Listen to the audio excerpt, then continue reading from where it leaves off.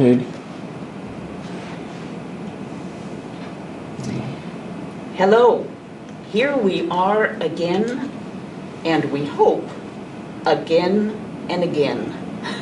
That's what our main hope is these days, isn't it? We're just so glad to have two new readers today, Don Frothingham and Doris Ray. And they have not read before, so they're with us today, and we're very, very happy about that. But I just know that Paul Niebank is here wondering if we know the words to his poem that we use to start every day. I think he struggled with me memorizing the poem, and now I bet he's laughing, because I think I have it figured out. I say a line, and then you say a line. Right, right, right. Right, right, right. Until you get it right. Until you get it right. Then read aloud. Then read aloud. You'll draw a crowd. You'll draw a crowd. And bring us great delight. And bring us great delight. We got it, Paul. And today Don is reading first, and I have his book close to me, because I have been reading this book off and on, and I read it this morning some more, and it's a gift of a book. There are 2 copies in our library, and I urge you to find one of them and take it home and treasure it.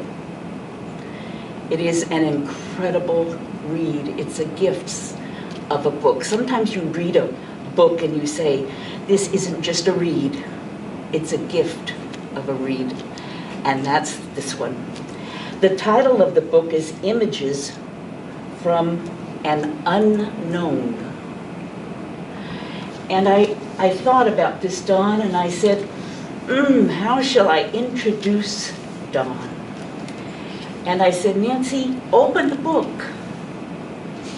Find out from the book how to introduce Dawn. So I went a page at a time and got to a page titled Introduction and Acknowledgements.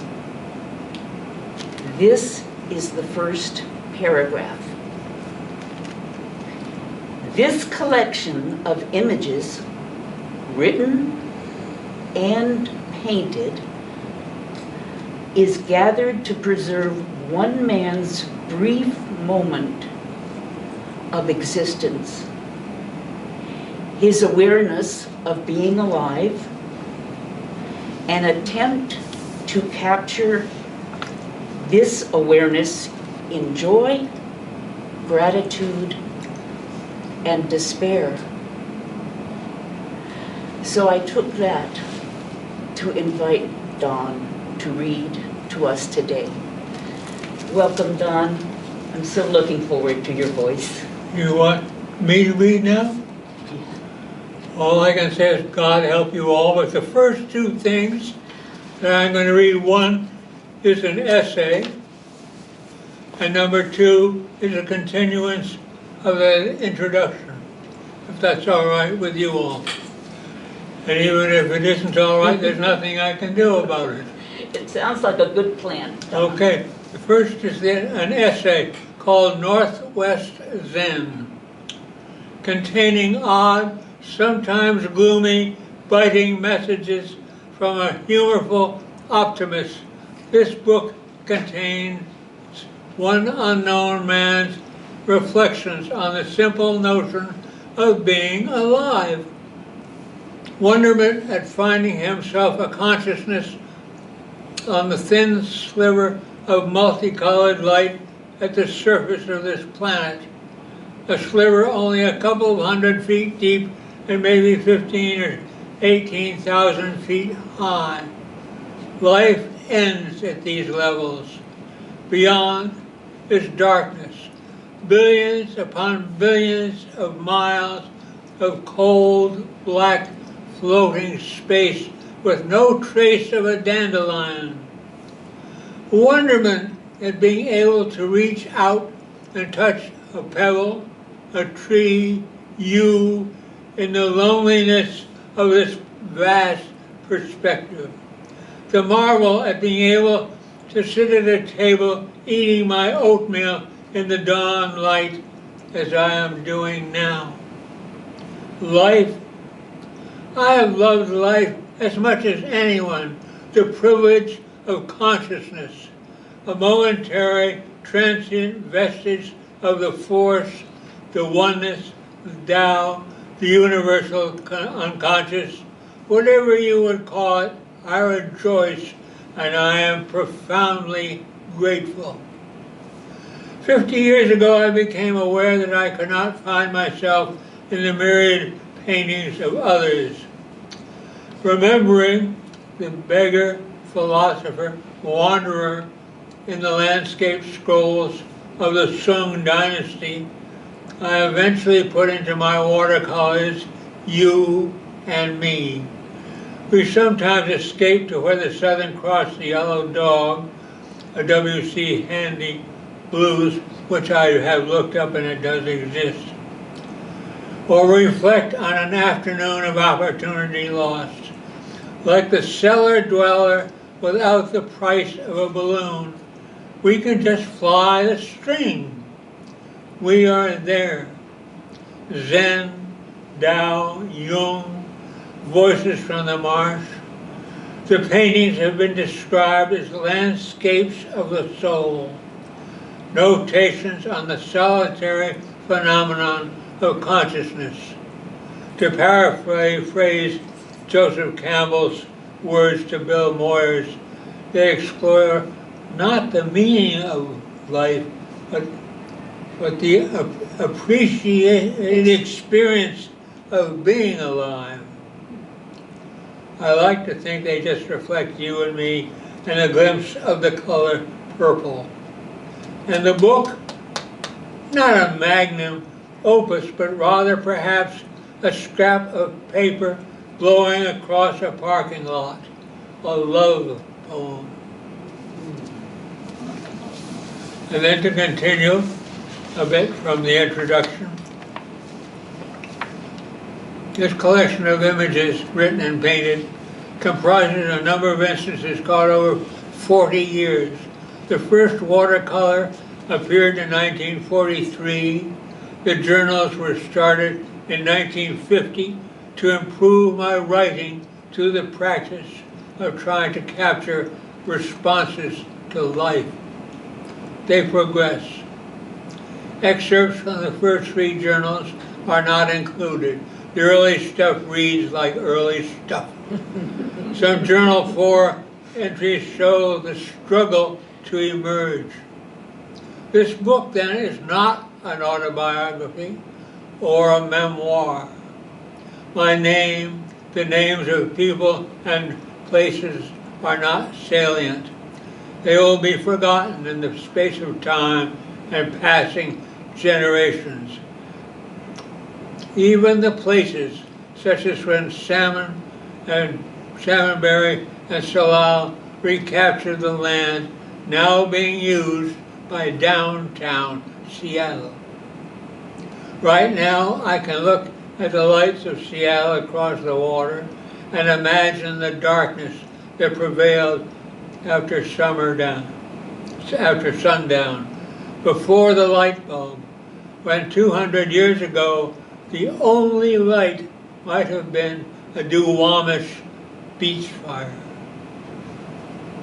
Perhaps this book will kindle some reflection on the gift of consciousness, so easily taken for granted in these times of encroaching diversions. The gift of light in the vast, cold, darkening universe. Why this book? 2 quotes from Don Marquis say it all.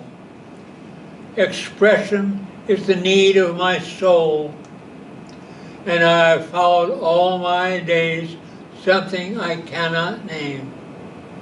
And I could also add his, "Tudor Gay Archie, what the hell, what the hell?" And then I like to close with reading from some excerpts from my journals. And they don't have titles, they just have dates, which I will repeat. And I discovered when I was going through this all, that by gosh, all of them were in the summer of 1956, if you cast your minds back. And I was living in Zurich, Switzerland. And so I wrote these things. July 23, 1956. I walked through Zurich this evening, looking up to see the sky clear blue in the last light before the moon. And think how free is the air to pass where it will. If hungry, it passes through a baker's shop and comes out smelling of everything there, but worries not about getting fat. Solemnity is present at the death of kings, and the next moment ruffles through a wheat field sundry with green and butterflies. Capricious is this air, into a Rolls Royce to make it cough, and out of a bankrupt debtor in a gasp, and through a supersonic jet, quiet in the bubbles babies make at milk time. Meanwhile, we point toward and worship other things, airless, air displacing, objects accumulating until the brick pile gets too high to see beyond. So I stand on my little balcony of the weeds to see the moon full. And on July 25, 1956, a storm comes to the temple. It is time to take all the umbrellas in, pink and gold. Where is the blue-purple child? The plowmen come in off the black, brown, menacing fields. A gray sea comes in white before the rain. And then the next day, July 26, I wrote, I wake up in the morning to see some construction work has been going on the top of the table. A spider has been spinning a web from the grass gone to seed in a bottle, down to a paper bag full of tomatoes, and up to the shoulder of my coat hanging over the back of a chair. Fragile things, webs. By the time I have finished breakfast, it is gone. And then I also wrote on August 18, also 1956, I sit now at Sonnenberg, this is in Zurich of course, late evening, early night, dark, having walked down from an evening beer at the Abbesstrasse farmhouse. A quiet late evening of a clear, cloudless sky, deep blue to dark. So I sit overlooking the lake and its reflections, colors red, green, and blue, and seeing among the white lights of Zurich, lights white down the lake to Kirchberg, Adliswil, and Limach. And behind them, the dark of the Uetliberg Ridge, the dark of the trees, dark in the trails that climb, winding up it. And lights singly on top, lights above the dark of the forest and below the dark of the sky. Lone lights, the lights of Utokulm, Annaberg, and farther down through the air, across the lake, 10 miles away, the lights of Felsenbeck, through that air and distance and time. I stare at the lights of Felsenbeck, staring hard, but seeing only the light, but knowing, seeing in the inner eye, the St. Gallen who works there, and how she looks, the tables, the beer bottles, singing the last guests clearing for the night. I see her through the night air, the distant lights. She in that place in the world that I love, as I love all things. She now of that particular fragmentary time, she of the late summer of 1956, she now changing late toward marriage and children, a husband, and years, and friends, and time, unrecorded, unnoticed, unremembered until now, and when she and I are dead. Perhaps these words, ink, survive for you to read, to say that she was alive, was at the farmhouse restaurant atop the Uetliberg Ridge at Felsenegg, which now shows a light flickering in the evening air, where she now moves, unconscious, unthinking of he who looks from his Sonnenberg bench miles away, and in love with her, a place, the world, and all things which are the beauty of living. And then on September 14, same year, I wrote, to the ballet last night, New York City Ballet.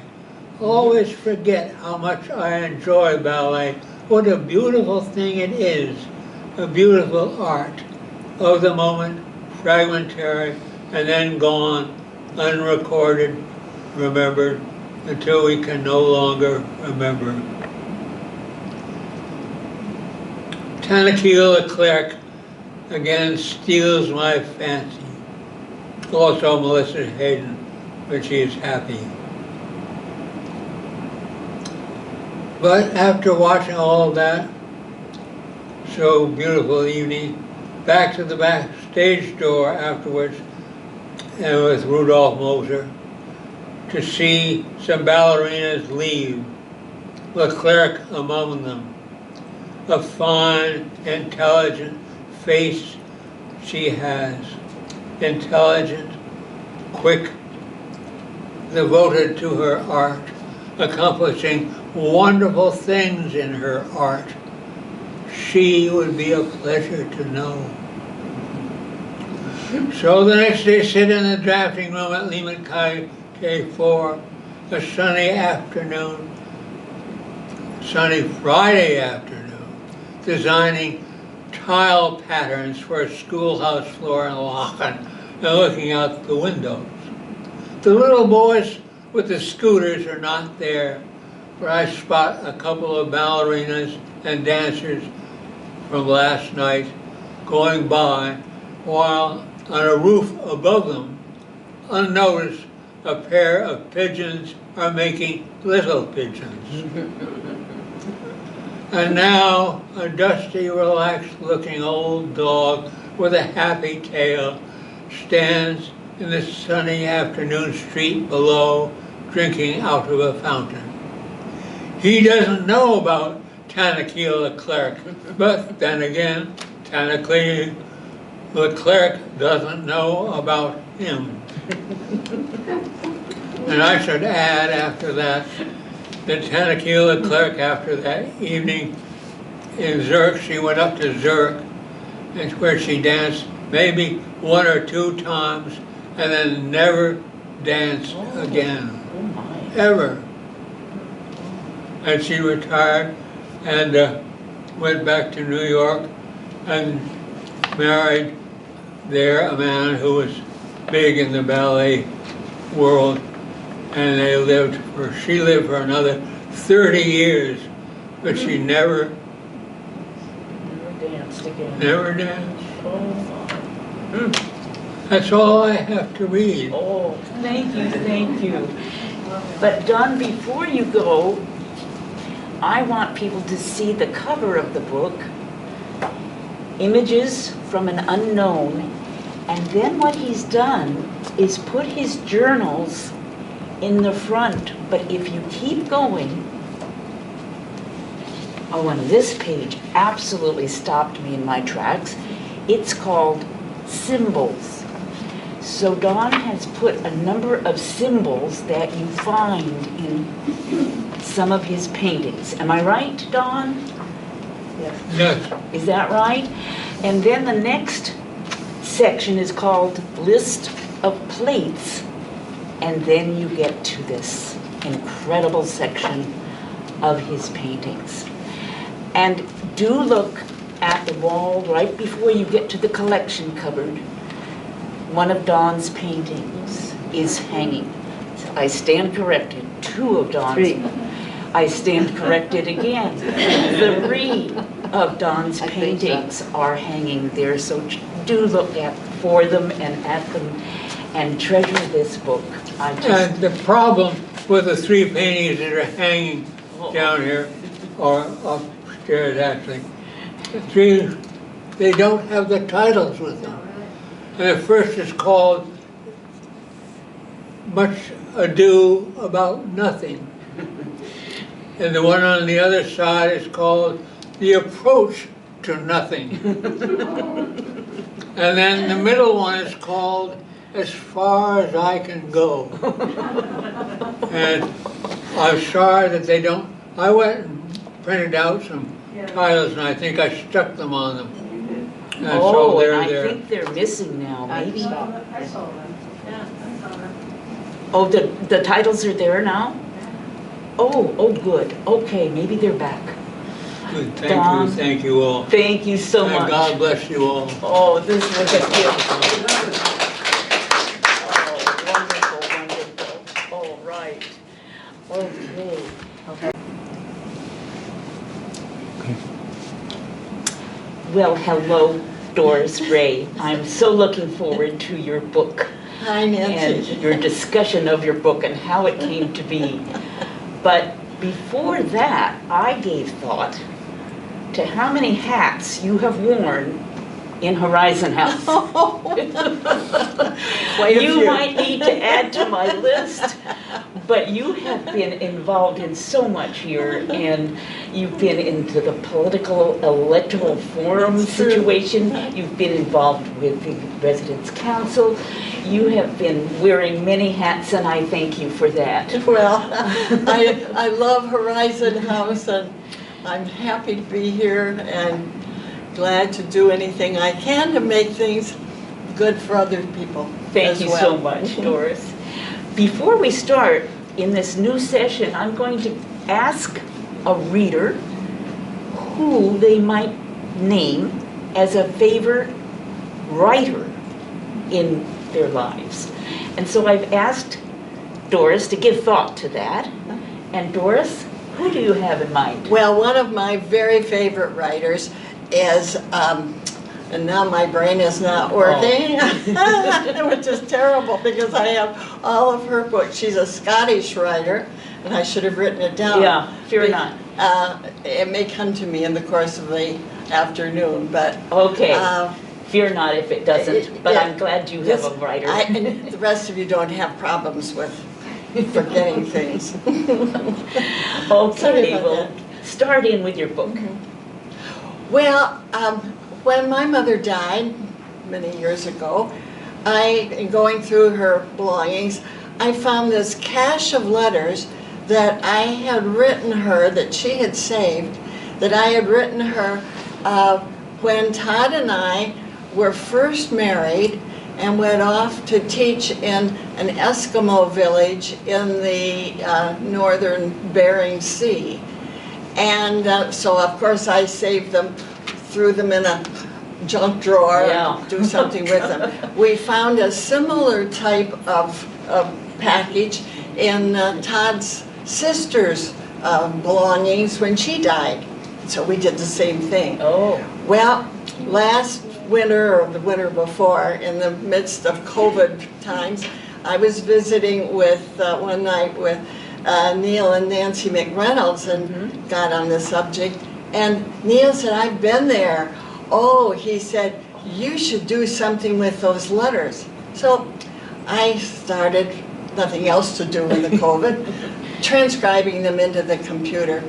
And then eventually I decided to organize them a little better into a book form. Oh, wonderful. And the book has finally been finished. The last chapter, I think it's now chapter 22. And I talked with a friend of mine who is in the publishing business who is looking at it and is somewhat interested. So we'll see what happens, whether it will or not. But Wonderful. at any wonderful. rate, this is actually just the beginning of what I'm going to do today, just the beginning of a number of chapters.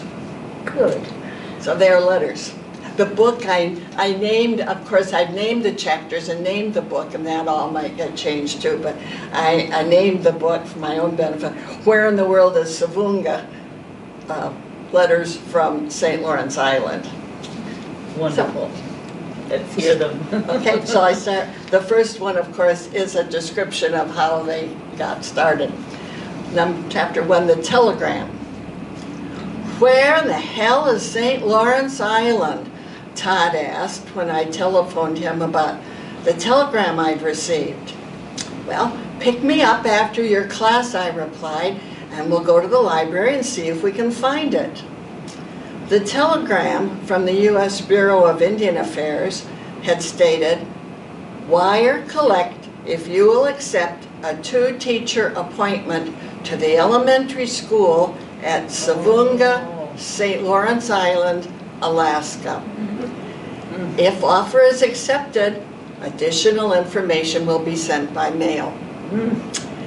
It was July of 1951, and Todd and I, aged 23, were engaged to be married in August. We had met 2 years earlier at the University of Colorado in Boulder. Todd was one of the millions of veterans who had filled the American universities under the GI Bill of Rights in the years after World War II. He was to finish his undergraduate studies in August. I had been pursuing doctoral studies in Slavic history and teaching a class in Western civilization at the university. I might add, he was also taking that class, but not my class, thank goodness. I don't think we ever would have been married.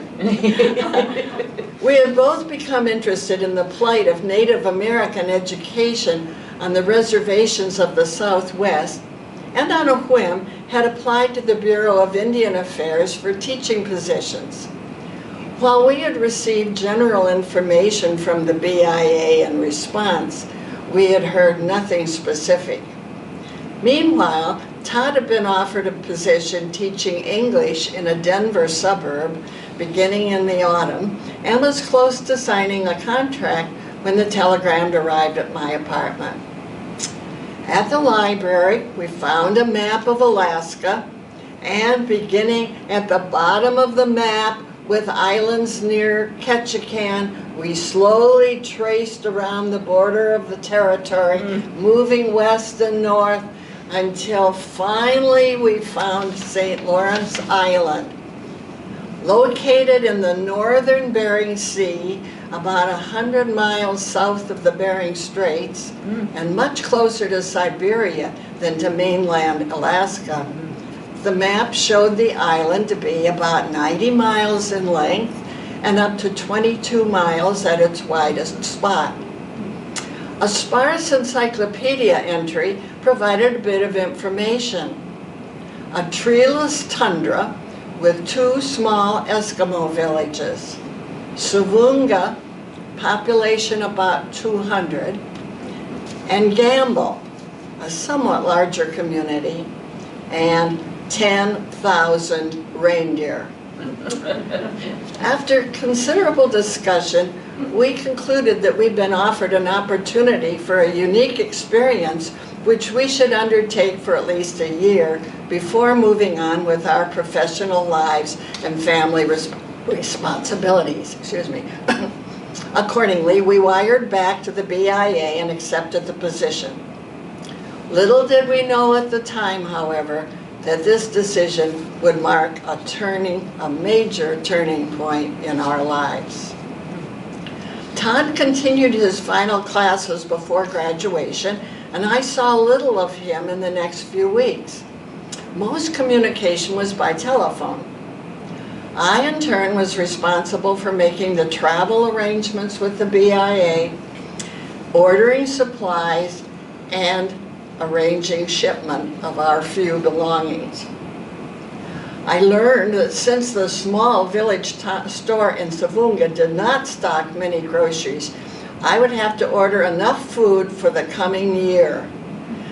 The order needed to be shipped on the government supply ship North Star, which was leaving Seattle on its second and last trip of the year on August 1st, in about 2 weeks' time.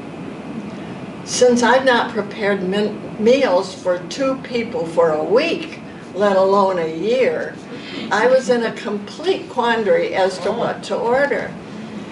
Fortunately, along with other information from the BIA, which helped in making final preparations, I received a suggested list of groceries which could be ordered from a Seattle company and shipped on the North Star.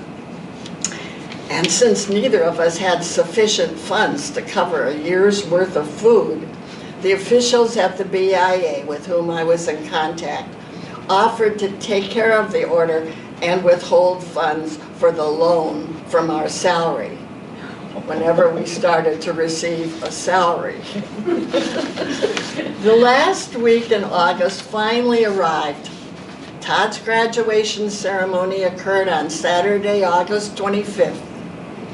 Our families had arrived in Denver for our small wedding and reception the following day, and on Monday, we each rented a car and drove into the Rockies for a final day with our respective families, since we would not see them for a year and knew that we would be spending most of our time together in Alaska. Todd and his mother had a wonderful day together, and it was the last time he saw her, as she died a year and a half later at a time when there was no possible transportation off St. Lawrence Island. So bright and early on Tuesday, August 28, 1951, we boarded the train for Seattle and then on north. I wore my going away outfit, a suit, a gabardine coat, and a close-fitting green velour hat with a long pheasant feather. Quite chic, I thought.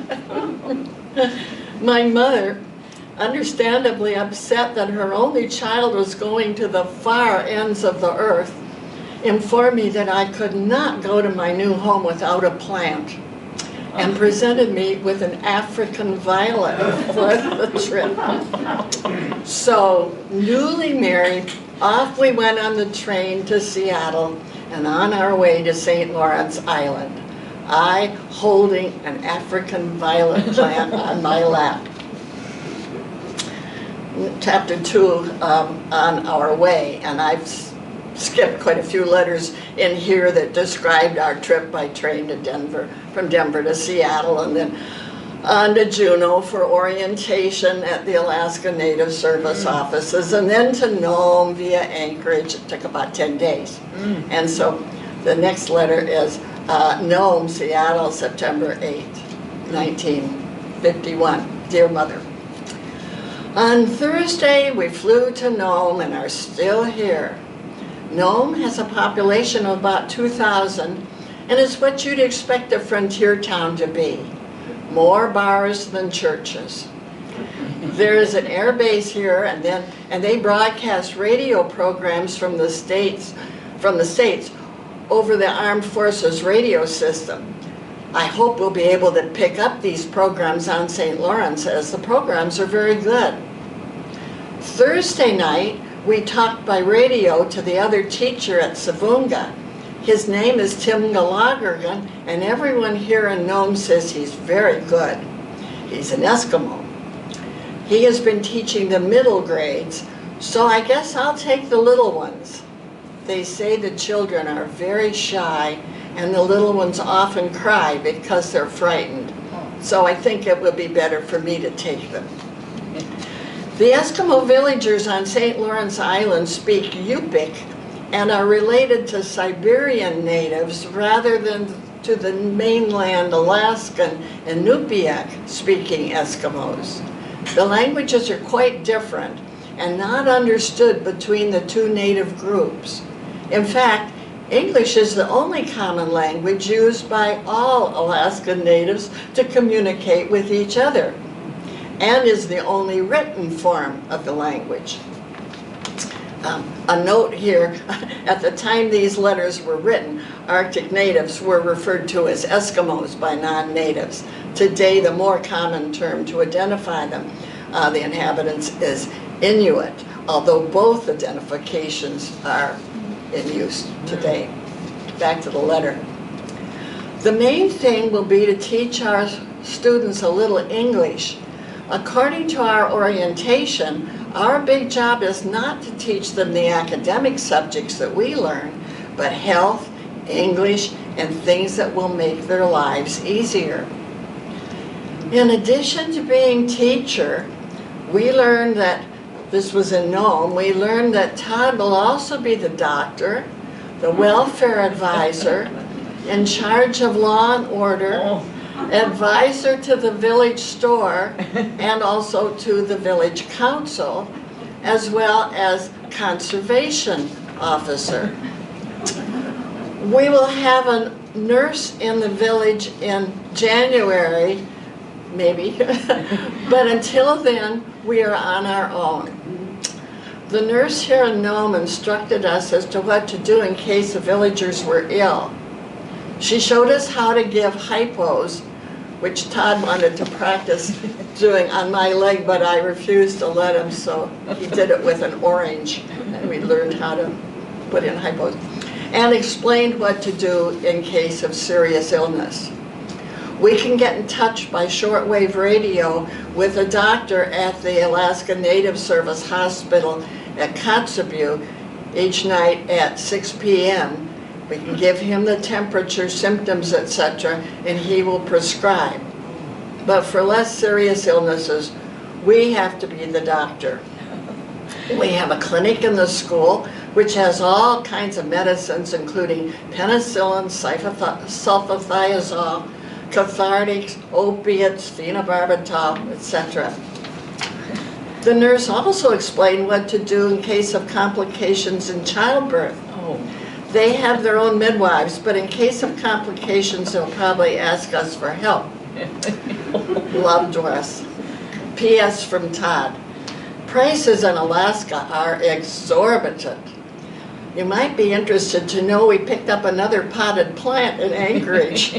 We decided since we were paying such a terrific price for our hotel room, maybe the price of the plant was included. It is a begonia and probably will do much to help the violets' morale. P.S. from Doris. Todd has named the African violet Virgil and the begonia Billy. They are both surviving the long travel days. Chapter 3, Hello, I'm Doris Derby. Savunga, Tuesday, September 18th, 1951. Dear Mother, all of these are signed Love, Doris, by the way. I do end them. Our life up here is so different from anything that we've ever done before that I must tell you about it. A week ago last Thursday, September 6th, we arrived in Nome and were there for 3 days before we were able to get transportation to the island. There is no regularly scheduled plane service to St. Lawrence during the summer. Finally, on September 9th, on Sunday, we were able to fly over to Gamble, the other village on the island, in an Army PBY, one that lands on water. There was a lake in Gamble. We were supposed to go to Savunga by boat the next morning, but a strong northeast wind was blowing, so we were stranded in Gamble until Wednesday. While we were there, we stayed with the teachers. They had 2 little children who were regular spoiled brats. Consequently, we didn't have much peace since we were sleeping on the hide-a-bed in the living room. Wednesday morning, the wind had gone down and the sea had calmed, so about noon we set out to Savunga by walrus skin boat. The boat was about twice the size of a canoe and had an outboard motor in it.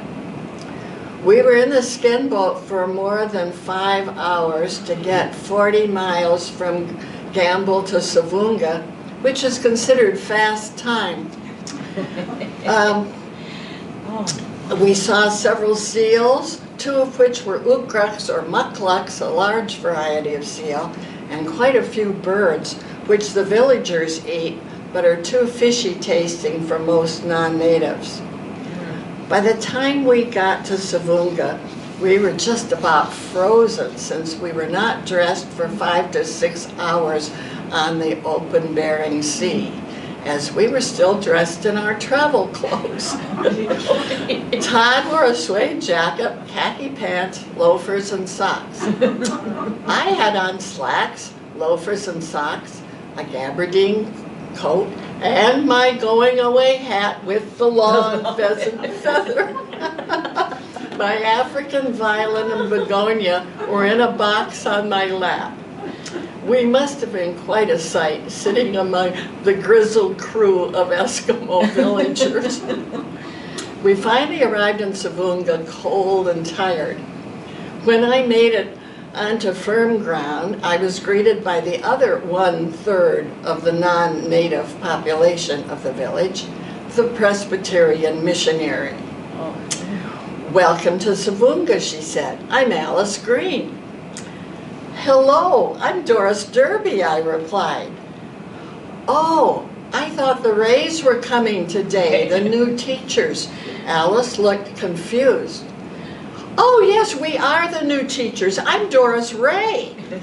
It was the first time I'd identified myself with my new name. After all, I'd only been married for a bare 2 weeks. Everyone in the town, it seemed, was down on the beach to meet us, and cold as we were, we had to shake hands with at least 100 natives. Before long, Miss Green bundled us off to her house for a hot meal. She's very nice, and I guess she's been rather lonesome, for she certainly seems to crave our company. She comes over at least once a day to the school and has had us over several times for meals. The night after we arrived, Miss Green arranged a reception at the church in our honor, and the entire town turned out. The choir sang the traditional Savunga song of welcome, in Eskimo, of course. And Miss Green made a speech, and then Todd made a speech. And at the end of the program, Miss Green told us all to get up and visit with each other while she and some of the women got coffee and cookies ready to serve. No one made a move. Finally, Todd and I got up and walked around smiling and trying to be cordial. About 500 eyes followed us, but not a soul moved. So we too followed Miss Green's advice to visit and talk to each other. After more minutes of pleading by the missionary to get up and move around, a few brave souls started for the refreshment table. By the time the shindig broke up, several villagers had gotten up nerve enough to welcome us and shake hands before bolting for the door. This wasn't really a show of hostility. They're all very shy when it comes to dealing with non-natives, a custom probably instilled by abuse at the hands of the earlier trappers and sailors. Miss Green said that the usual custom of welcome was for everyone to come down individually to the teachers' quarters to shake hands and say hello. So I'm glad she figured out the reception. All in all, the villagers are very friendly and welcoming. I'll finish this letter later, more to tell you. The next letter, chapter 4, First Days, and this was written by Todd to his mother and his sister and her family. Dear Mom and Ashford, this is Todd. Things are pretty mixed up here at the station with everything new and different. I'm trying to learn the tricks of operation that are required for our light plant. We had our own generators. And also the procedure needed to send and receive messages with our transmitter and receiver set. I'm also the official telegram receiver for the village. Since the school has the only receiver and transmitter in the village. I should also add that in an emergency, you can get in touch with me very rapidly by sending a wire. It will go to Nome and then be radioed over at one of the 2 daily radio schedules I have with the Army Signal Corps, before school and in the evening. Already I'm pulling my hair with the medical angle. I have a medical clinic which I'm supposed to operate for the village, and needless to say, I don't know the first thing about prescribing and administering medicine. Today, a mother brought a little kid over with a swollen gland in his neck, which was causing him all sorts of grief. She also said that the last time he'd been x-rayed, his whole right lung was shot full with tuberculosis. I don't suspect there's any connection, but I prescribed hot packs on his neck and gave him some APC tablets to try to deaden the pain. When we were in Nome, the Alaska Native Service nurse gave us hurried directions that we might have occasion to use in delivering babies. The native midwives have been known to do such things as jerk the placenta, and several deaths have occurred here because of the placenta getting stuck. The midwives have also been known to step on the stomach of the women in labor to hurry the birth. In such matters as these, we were told to try to discourage such practices, but to not get involved in every OB case that comes along. The purpose of the Native Service is to educate them, but not make them overly dependent on non-natives. This information impressed me immensely. I can't picture myself delivering a baby. Bye for now. Love is always Todd. And then this last part is picking up on my former letter. Dear Mother, September 18th, 1951. I'm back to my letter. When we were in Juneau, we discovered that our own food was on the North Star, which wouldn't arrive in Savunga until the end of October. We didn't know what we would live on until then, as the food in the native store is quite expensive. I might add, very scarce. But Miss Green has been lending us quite a bit. And we also have quite a bit of the school supply, as the school provides a hot lunch for all the children. We haven't begun this program yet, and probably won't until the North Star brings our own food in. The women in town take turns preparing the food for the children's lunches, and all I have to do is supervise and make out menus. At any rate, we aren't starving by a long shot, and the thought of me at 23 supervising these ladies lunches, it just was a ridiculous thing when I think back. Our chemical toilet is a great bugbear, but so far Todd has emptied it. It only needs to be emptied about once a week. I find that teaching these children is quite different from teaching in the States. They are very shy, so there's practically no discipline problem. But the big problem right now is to get them to talk to us and tell us where they are in their books. They just won't talk to us. I have the little ones, and most of them don't know how to read, so I'm beginning with the alphabet with simple numbers, and have also been playing some little games like Farmer in the Dell. With the little ones, it's more getting them acquainted with being together and learning English than to try to teach them regular subjects. We have a new little organ for the school, and I had it moved into my room. Every day for about a half an hour, we sing songs like London Bridge, etc., and play games. St. Lawrence Island is considered to be the best spot in the Arctic for ivory, since walrus hunting is superb, and the villagers have naturally attained the high art of carving it through much practice. So you will undoubtedly receive some ivory gifts before our experience in the Northland is over. Mr. Kingikut, one of the villagers, is one of the best carvers on the island. Well, time for bed. By the way, our mail here is rather irregular.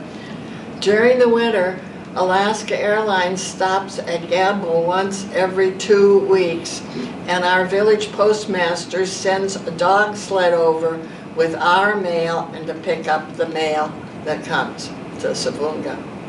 But in the summer, all mail is taken to and from Gamble to Nome by Army plane whenever it comes over. None of the planes come to Savunga, so mail deliveries are very irregular. All sorts of incidents can delay our mail to and from Gamble, since there are only 2 ways to get between the 2 villages: skin boat in the summer and dog sled in the winter. Bad weather will stop either mode of transportation. Dog sled transportation may start the last of the month, for even now the sea is getting mighty rough, and there are very few days that a skin boat could make it over. We'll write again soon. Love, Doris and Todd. P.S. We are having quite an adventure. I wish you could see the ocean here. The school building is out on a point of land, on a cliff, with rocks at the bottom, and the old Bering Sea just crashes against it. It's much as you imagine the ocean to be. Oh, To be what continued. can I say? To be continued. Oh, you've got to come back. We need to know what happens next. That is an incredible. We were all right with you. Well, it was quite an adventure. And then I might add that after 3 years, we went from Savunga to New York City. Graduate school at Columbia, and as you can imagine, quite a culture shock. Well, thank you very, very much. Thanks This so was much. just wonderful. Thank you.